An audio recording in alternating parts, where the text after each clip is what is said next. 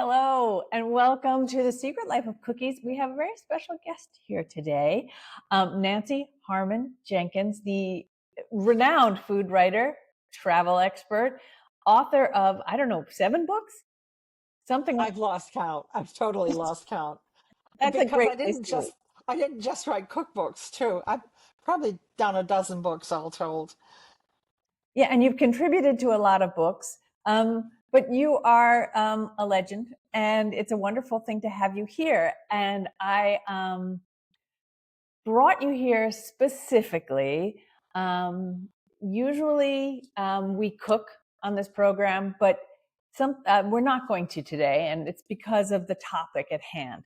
You wrote a piece for your Substack newsletter last week, and it was Yeah. a your newsletter is wonderful, and I read it eagerly every week. But there was a sentence in it that really stuck out to me, and I knew that I had to keep reading. And it was, I find it difficult right now to write about food with any joy or enthusiasm. And can you just, for those who didn't read it, can you let us into what was it that made you feel that way? Well, basically, it's very clear. It was the Gaza situation. And yes, there's a great deal of suffering over food around the world. South Sudan is another uh, Right. unhappy experience of that, and Ethiopia, where my granddaughters come from, and in Southeast Asia as well. But what strikes me about the Gaza situation is that it is a direct result not of clashing armies, but of a government that has decided that it will starve these people who it sees as the enemy. And not only is it a government, it's a government that is strongly backed by our government in all kinds of ways, Mhm. philosophically, but most importantly, materially, with military equipment and money and stuff like that. So I feel a more personal responsibility, I guess I would say, for what's happening in Gaza than I do for all these other regrettable situations around the world. Uh, yeah, I understand exactly what you mean and how you feel. You wrote about your experiences. You'd written for Savor, I guess, about 12 years ago, maybe. Yeah, You visited Palestine because you are an expert in olive oil. Where better to go than to sort of this parade of places where olive trees have been producing olives and olive oil for thousands of years, right? thousands of years. Yes. And so Yes. you visited Palestine. Yeah, I was specifically interested in Palestine because of one man and the program that he started up in Jenin, which is in the northern West Bank, the Northern Territories.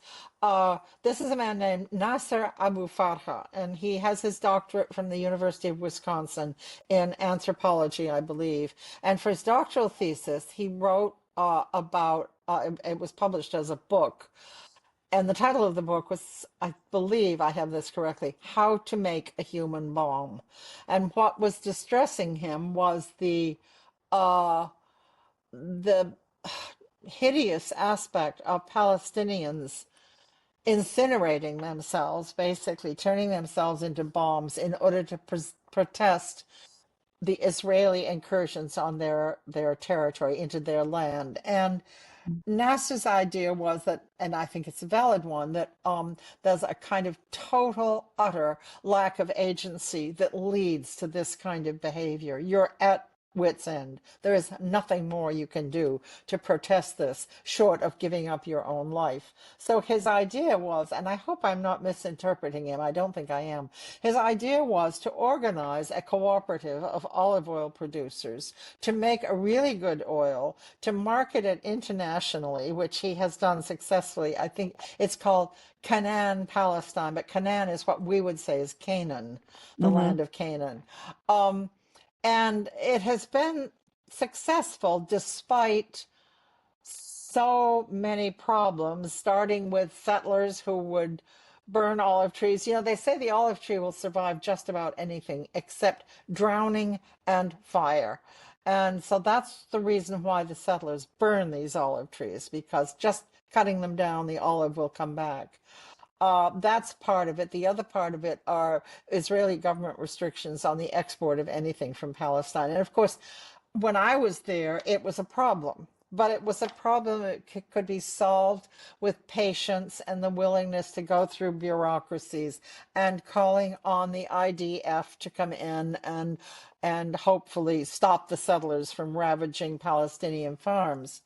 Now all of that has changed, and I don't know actually. I mean, I see their ads on Facebook from time to time, and I know they're still actively making olive oil, but how can they survive in this situation? I don't know. But that's the reason why I went there. I got interested in what he was doing, and I was also very interested in olive oil just as a general topic in the Mediterranean. And I raise olive trees and make my own oil in Tuscany. Actually, it's my daughter who does that now. I am too old to climb up in an olive tree. But so I've witnessed olive production in Spain and the south of France and Greece and Turkey and North Africa. So Palestinian olive production interested me also, of course, because it's probably the most ancient source Hmm. of olive trees and olive oil in that whole olivey world of the Mediterranean. So You, those are you, two reasons for going there. one of the things I was very, I think one of the reasons I know I started writing about food and you undoubtedly started writing about food was the people that bring food to life. I can, as much as I can teach you how to make a great blueberry pie, and that's something I love to do. Um, some of my favorite things have been to go off, like when I was writing for the Times, and go and talk to the people who make the sausage at the Portuguese sausage factory in Newark or whatever it is, and just to hear their Yeah, stories, because right, you hear about the um, the understanding of the background and the human. I hate the word humanity, sounds like overused, but the humanness behind it, right? And how it's much more than just, something to gobble down. And I right. really got this. I loved how we had the images that we see on TV right now of Gaza are dire, Yeah, and and this contrast between the story that you'd written about these people living their life to the best of their ability. There was still obviously conflict going on, and reveling in their foodways, as it were. right. Tell me a little bit about the people that you met and wrote about for this story, and what it meant to be a person in a persecuted land as well. I mean, they were Right. living under difficulty even then. Well, there are a lot of problems. First of all, traveling around is a huge problem. I went first to Bethlehem. I had a contact. Well, it's not actually Bethlehem. Beit Sahor was the name of the village right outside Bethlehem. And I had been sent there to meet this woman who was supposed to be a wonderful cook, as she was. And I was expecting a little old village woman, with a, not veiled, but with a veil over her hair and, probably 20 years older than I was and full of talk about the old days. No, the woman I met there was, well, she was smoking Marlboros to start off with, and she was in Bermuda shorts, and she was in her kitchen in Beit Sahor. She was a history teacher in the local high school, and she was terrific. And she taught me so much. She taught me several dishes, but also just talking with her. Visiting her, she had two of her sisters, both of whom lived in Texas, and they were on the back porch playing some kind of card game and also smoking Marlboros. That, to me, was the kind of, I mean, I had given up smoking some years earlier, but so I was surprised to see it. But it was really, it kind of pointed up the fact that these are modern, late 20th century, early 21st century people. These are not subjects of anthropology. These are real living human beings going about their jobs. Her husband ran, I think, if I'm not mistaken, he ran a gift shop down in Jericho. So Mm. he would go back and forth, not daily, but weekly, from their house near Bethlehem to his shop in Jericho. She had a son who was in the local college, and it was, and she was within a village, but all around the village were these walls. And you could see beyond the walls, you could see these settlements that were, I mean, other people have described this much better than I can, but they were clearly air conditioned, modern roads, spit spot, just really, they looked like a suburb of an American city. And here were these people living in a village, not deprived, mind you, not deprived at all, but a lot of the things that the settlers take for granted were not available to this particular family that I was in. And then I left to go up north to Jenin, and I had to take a taxi. I took a taxi that was a Palestinian taxi because I wanted to experience all of that. And I remember we stopped in Nablus to taste the famous oh, that wonderful sticky pastry that Nablus is famous for. And it took a long, long time to get there. Probably if I'd been driving my own car and could just get out on the highway, I would have been there in a couple of hours. But it took us most of a day to get there just because of the constant stopping and showing of papers and all of this sort of thing that went on. And it made me realize very strongly under the kind of oppression that Palestinians live under on a day-to-day basis that is not, people aren't being hauled off and beaten. Well, yes, they are. But in my presence, they weren't being hauled off and beaten. They were just, their lives were being made incredibly difficult so Mhm. that it's almost impossible to feel yourself advancing in your life at all because of the difficulties that are put in front of you. And then when I got up north, first of all, I went to the market with Nasser Abu Farha and went home with him, and he cooked a magnificent feast using the olive oil from Canaan, wonderful lamb and rice, and just all of the festive foods of that part of the world. And then he sent me off with oh gosh, I wish I could remember that woman's name. So interesting. She's an American of Palestinian origin, and she is working as a seed saver in Palestine and the territories. And she took me to visit various women who were doing all kinds of things. And one of them was making a Palestinian kind of couscous called maftoul. Mm. And it's a large grain couscous, like what we call here Israeli couscous. It's maftoul in Palestine, and it's what is Maghrabiya in Lebanon. I lived in Lebanon for a number of years, and that's when I first became interested in the food culture of this whole region. And I find it fascinating that these food traditions that I thought of as specifically Lebanese turn out to be food traditions that are in one form or another all over. They're in Jordan, they're in Syria, they're in southern Turkey, and you just find this exchange. I think it's because these are people, they appear to be, and they are now in Palestine, they are in their home village. They don't leave their home village much at all. But apart from that, these are people who travel a great deal. They were merchants, they were business people, they were travelers, and so you get an enormous exchange. I found this with Jewish families in Israel too.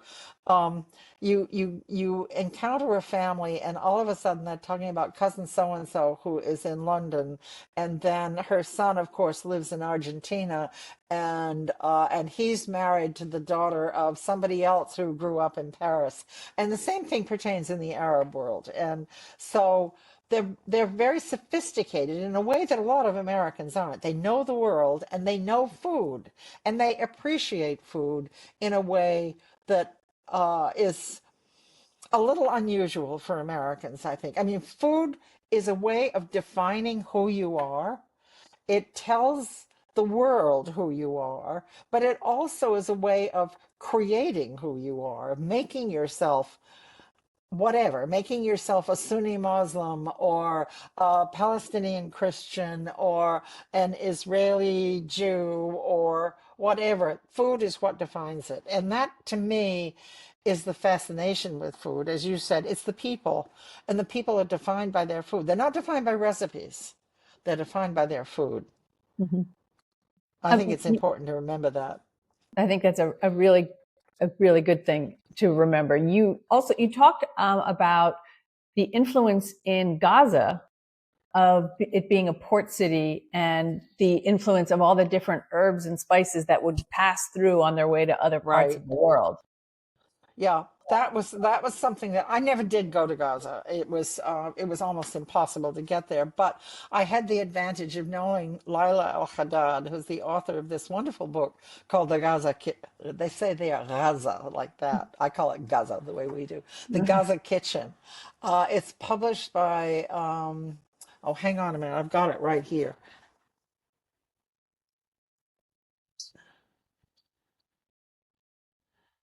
Well, I can't tell you who it's published by because they haven't put it on the jacket. Let me look But it's and called see. the Gaza Kitchen. So if we type Yeah. it into bookstore.org or Yeah. something, we can find Oh, our way to it.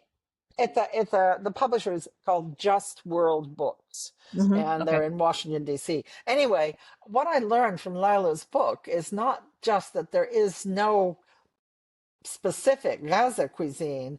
There are Gaza cuisines with a in a plural because, like everywhere else in the Mediterranean, food changes depending on where you are, and it changes from household to household as well Mhm. as from village to village. There was a dish in there that I was very interested in. I still haven't made it, although I've managed to get all of the ingredients together. It's called rumaniya, and ruman is the word for pomegranate in Arabic. So um, the what we call pomegranate molasses really isn't molasses at all. It's a syrup made from ruman. So rumania is a dish of lentils and eggplants and pomegranate juice and the little what they call arils, the little berries of Mhm. pomegranates.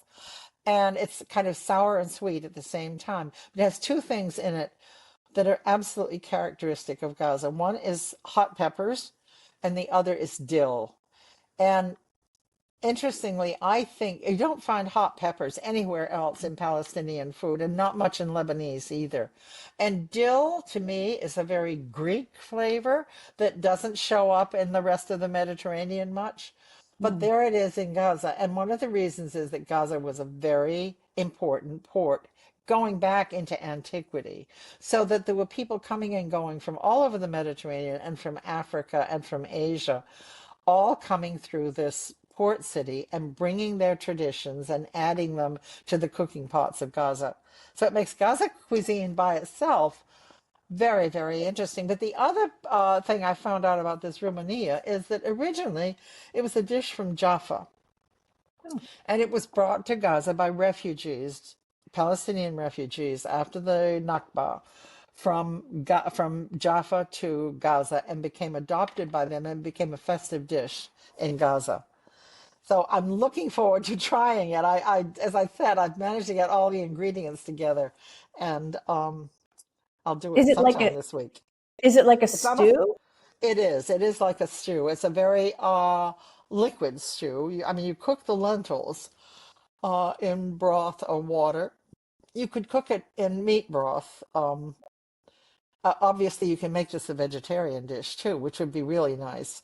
Mm. Lentils, and then you cook the eggplant in the lentils. You chop the eggplant up and put it in the lentils.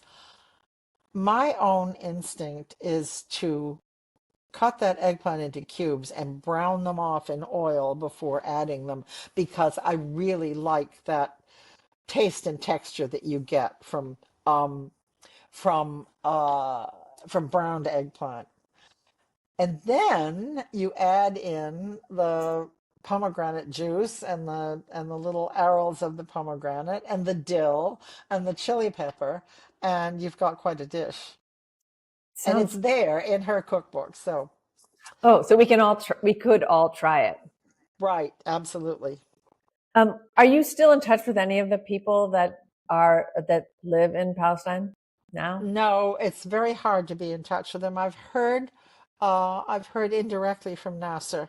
He has a representative of his company here, and in fact, the last time I saw him actually was at the Fancy Food Show in New York, but that was some years ago. Hmm. He was there. He wears a funny little pork pie hat. I don't know whether it's because he's bald underneath or what, but he's always recognizable across the room because of that funny little pork pie hat he wears. But that was the last time I saw him. I would love to go back there, but not under present circumstances. I think it's not only is it dangerous, it's also, I don't want to bear witness to it because to me that's a way of confirming what's happening, and I don't like to even think of confirming it. I'm so upset about it. The one person who I think is really doing a terrific job there is Jose Andres with his organization, World Central Kitchen, and I am overwhelmed with admiration for that man, I have to say.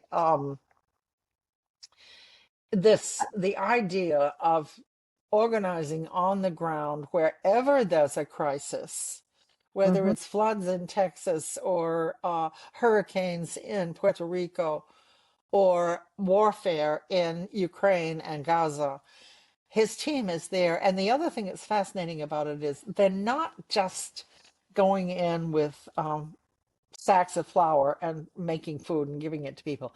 They're using the local resources, they're using the local people to actually produce the food that people in distress want to eat. And I think that's a magnificent concept. I hope he Me, gets a Nobel Peace Prize. I absolutely, definitely, especially if you contrast that with Bibi Netanyahu Oh, suggesting that Donald Trump get the Nobel Peace Prize. But back to a good person. One of the you can't see this if you're just listening to this, but my eyes they're rolling back in my head. Uh, I Jose Andres was really how I wanted to round up this chat with you because I hope people here appreciate that not just that you made the point that he doesn't just hop in and say here's some cornmeal mush for all of you, it's all we got. yeah, It's yeah, food that can also, because it is a powerful thing, in console as well and comfort yeah, yeah. in the worst of circumstances. Uh, so I hope if everyone can spare a dollar or two or five and consider giving to the World Central Kitchen. The truth is they're not just in, they're in all those spots that you're talking about.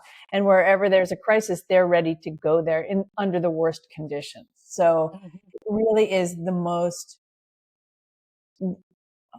heartwarming and wonderful, like And true human effective, spirit and and effective. effective. Yeah, That's the word. That's the word. yeah. And effective. Like, It gets absolutely. things done. I think Were there, that's important. yeah, Yeah. were there other things that you had wanted to put into the piece that are easier said than having to write them all down about your feelings Uh, about the people of Gaza, the foodways of Gaza and Palestine?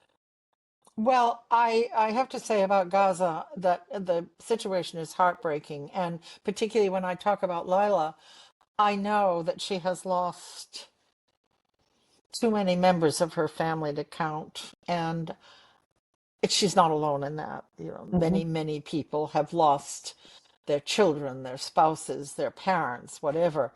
But it is such a heartbreaking situation. It's such a horrifying situation. I have to ask myself, who are the people? Well, first of all, let's just boil down to the simple political situation. Does Bibi Netanyahu actually think that he's going to create a force for good in Israel by doing this? Everybody in the world is turning against him, and he can Even call it former prime anti-Semitism. ministers, like, Yes, exactly. Yeah, yeah. And Germany, Germany, which has treated the whole question of Israel on tenterhooks. mhm. Um, Now Germany is talking about cutting off military aid to Israel, and they're responsible for about a third of the military aid that Israel gets from outside. So that's a serious, serious issue. Beyond that, he has created an entire population of Palestinians and other Arabs who are more confirmed than ever before in their deep-seated hatred of Israel. And they have good reason for that hatred. Mhm. It's not a pretty thing to see, but trying to convince people whose homes, whose families, whose culture has been destroyed, that they should vote for Israel. It's just it lacks any sense of logic whatsoever, and Right. that's what troubles me. And And it and also and it plays goes right against into, Judaism. And that's the yeah, other piece of it. And the whole structure of Judaism, the whole sense of the preciousness of human life, is something that Netanyahu has shown he doesn't share. no. So if I were the chief rabbi of all Jews in the United in the world, I would run him out of the temple, frankly. Yeah, I think there are a lot of Jews who feel that way, she said, speaking as a Jew who feels that way. Mm, It just does, it goes against everything that I was taught, yeah, everything that's written down. And it also, not to go too deep into the weeds here, but it also plays exactly into Hamas's hands, right? right, Because, Hamas is not a goodwill organization. Let's not, think that for a moment. But golly, they're now like, you're doing our work for us. Thanks so much. right. Yeah, So absolutely. it's a horrifying situation. I don't Yeah. know if we need many more adjectives for that. Um, I look forward to hearing more from you on this subject, on all subjects. I really appreciate you coming on today to talk about it, because it's not an easy subject, but I think it's a worthwhile one for people to remember the people that are there and not, Yeah. um, I think it's critically important, and I also think that one way of I mean, it may sound like a simplistic thing to do, but I think by cooking the food of those people in your own home and mhm. serving it to your family with a sense of memory of what has happened is a really good thing to do. You can, and then send $50 to World Central Kitchen on top of that, Right, please. exactly. Yeah, That is exactly, I completely agree. That's a great way of doing it. yeah, Thank you so much for being here, for talking so brightly and clearly about it and interestingly. And I will put in the links to this podcast, links to your stories from Savour, so you can also see pictures. And I was fascinated by just your description of how they made the couscous mm, uh, by hand. right. And there's just a beautiful picture in there that I want everyone to see of the mother, whoever, and this little boy sitting next to it, Uh-huh. watching as grandma makes Yeah. it or the mother makes it. It was a wonderful story. So thank you very much for being here.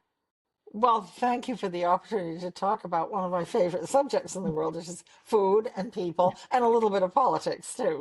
Exactly. And I thank you. Um, And hopefully I can have you on at another time to talk about something a little more uplifting, Olive but just oil. olive oil. Yes. Thank you so much. Thanks. Thanks. Thank you